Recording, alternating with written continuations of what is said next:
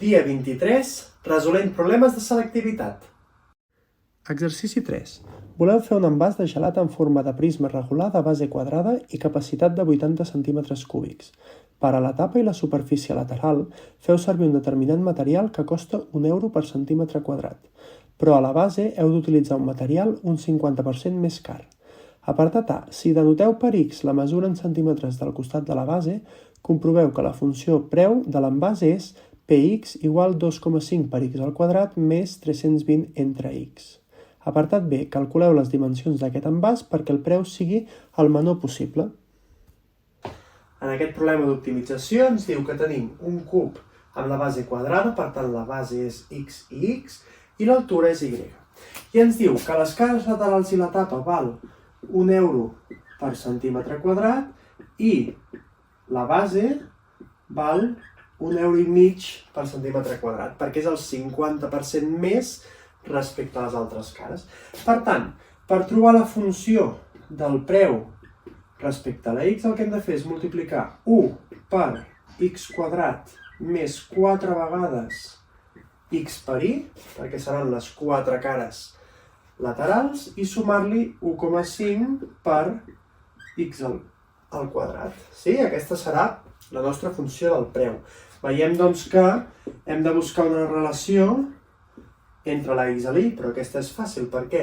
Perquè x al quadrat, que és la base, per la y, és el volum del cub. Això eren centímetres a la 3. Sí? El volum d'aquest cub és 80 i, per tant, la y serà 80 entre x quadrat. Si l'afegim aquí, per tant, veiem que el preu, sumem això i això d'aquí i ens dona 2,5 per x al quadrat, i ara si aquí afegim 80 entre x quadrat, veiem que ens dona 320 entre x, perquè aquesta x, una x se'n va amb aquesta d'aquí baix. I aquesta serà la funció del preu per envasar aquest pot de gelat. Ara el que hem de fer és optimitzar aquest preu. Per tant, fem la primera derivada.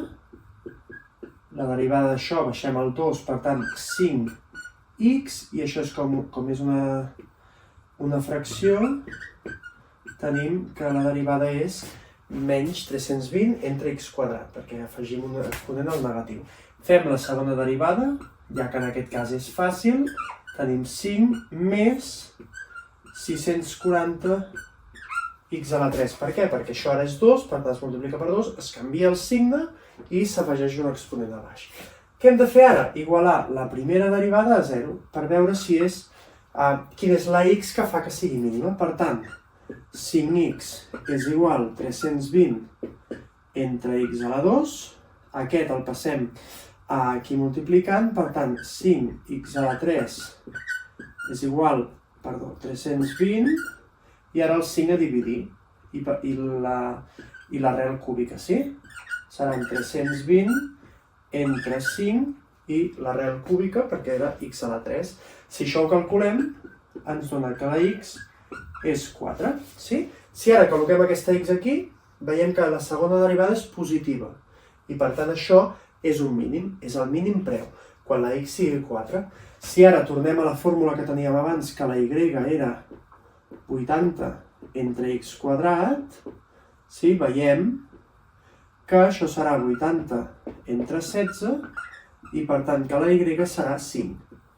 Per tant, què vol dir això? Que quan aquest pot, la base sigui 4 per 4 i la y, l'altura, sigui 5, evidentment donarà 80 centímetres cúbics i el preu serà mínim. Demà, geometria.